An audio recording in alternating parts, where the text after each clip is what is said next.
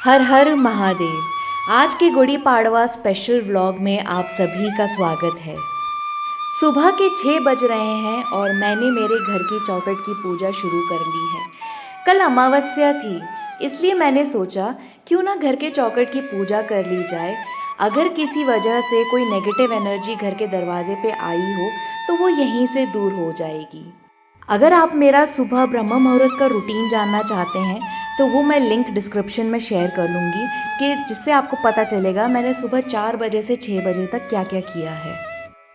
इस पूजा के लिए मैंने थोड़ा सा चंदन, एक धूप, थोड़ा गंगा जल और नॉर्मल जल मिलाकर मैंने एक घोल तैयार किया है और इस लेप को मैंने चौखट पर लगाकर उस पर हल्दी कुमकुम और फूल को अर्पण कर धूप से पूजा करके मैंने संपन्न किया है।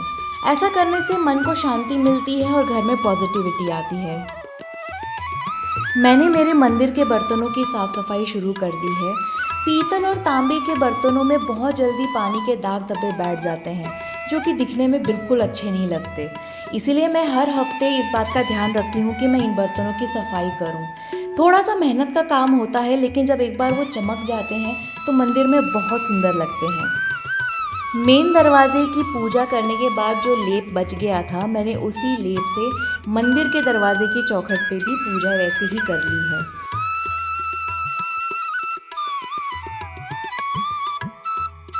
अब गुड़ी पाड़वा के दिन मेरे पति ने बहुत सारे आम के और नीम के पत्ते लेके आ गए थे, जिसको मैंने सोचा चलो डेकोरेशन में यूज़ किया जाए। तो कुछ इस तरह से मैंने उसको डेकोरेट किया है।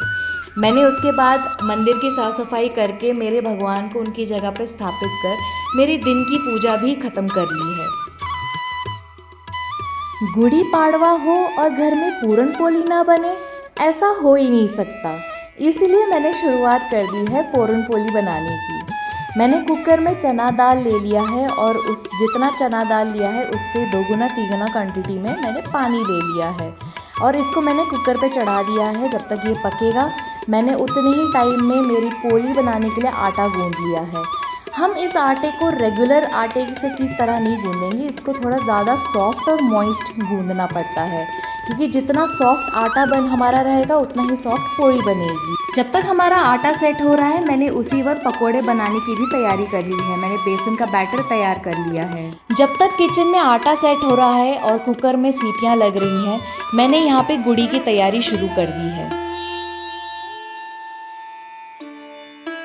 सबसे पहले मैंने साड़ी का पल्लू का हिस्सा लिया है और वहाँ पे मैंने रेगुलर प्लीटिंग स्टार्ट कर दी है।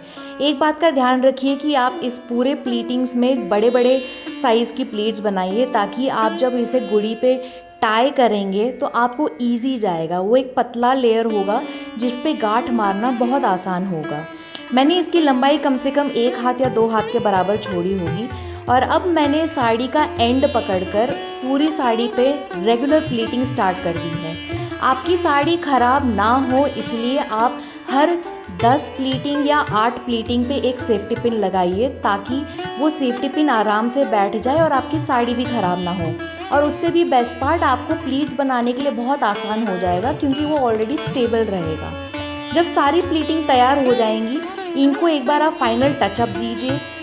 एक बार फाइनली चेक करिए कि सब ठीक तरह से प्लीट्स बन गए हैं एंड देन आप फाइनली रेडी हैं इसको गुड़ी बनाने के लिए। गुड़ी बनाने के लिए मैंने यहाँ पे एक बाम्बू की लकड़ी और कुछ रस्सियाँ ली हैं। सबसे पहले हम साड़ी का पल्लू का हिस्सा छोड़कर बाकी साड़ी को हम बांध देंगे लकड़ी से।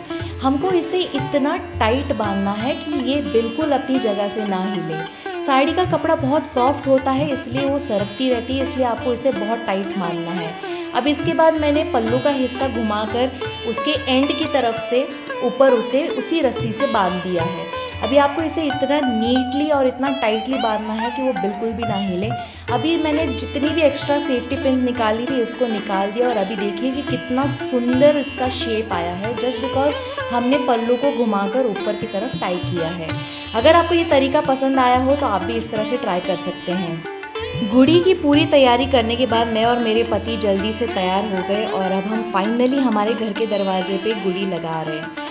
इसको बांधते वक्त हमें थोड़ा डर भी लग रहा था क्योंकि ये पहली बार हम बना रहे थे, और जब लग गया तो इतना सुंदर लग रहा था कि नज़रें ही नहीं हट रही थी।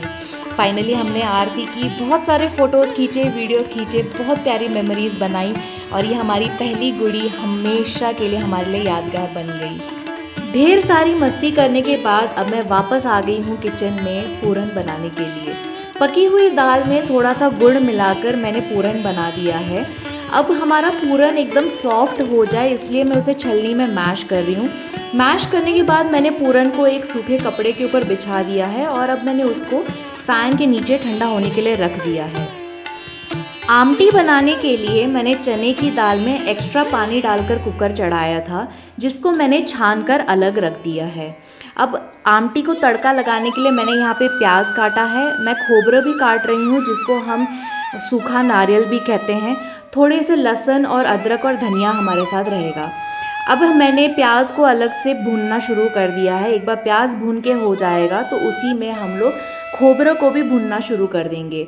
जब खोबरा भी भून जाएगा तो हम इसे मिक्सी की जार में डालकर लहसुन अदरक और धनिया डालकर हम इसे पेस्ट बना देंगे। फिर हम कढ़ाई में थोड़ा सा तेल लेकर जीरा राई कड़ी पत्ता डालेंगे और उसमें यही पेस्ट मिला देंगे। इस पेस्ट में अब हम थोड़ा सा हल्दी, नमक और लाल मिर्च डालकर पकाएंगे जब तक उसका तेल सेपरेट आउट ना हो जाए। एक बार ये सारे मसाले अच्छी तरह से पक जाएंगे तब हम डालेंगे हमारा दाल का स्टॉक। अगर आपको क्वांटिटी पतली रखनी है तो आप इसमें गर्म पानी और एक्स्ट्रा ऐड कर सकते हैं अपनी टेस्ट के अकॉर्डिंग। जब आमटी में अच्छे से उबाल आ जाए तो इसका मतलब हमारी आमटी तैयार हो गई है। अब मैंने यहाँ पे पोली बनाने की शुरुआत कर दी है, जो कि सबसे डिफ़िकल्ट काम है। हमारा आटा इतना सॉफ्ट हो गया है और उसी में मैंने अभी पूरन को मिलाकर अभी रोटियाँ बेलनी शुरू कर दी हैं। इसमें हमको बहुत ध्यान देना है कि हमारी रोटी एकदम पतली बने और जितना हो सके हमें कोशिश करनी है कि हमारी पोली फटनी नहीं चाहिए। जितना आप इसे प्यार से धीरे हल्के हाथ से बेलेंगे ये उतना ही सॉफ्टली बनती है। तो मैंने अब मेरी पहली पोली तवे पे चढ़ा दी है और मन में इतनी खुशी हो रही है मुझे कि फाइनली जैसा सोचा था वैसा ही बन रहा है।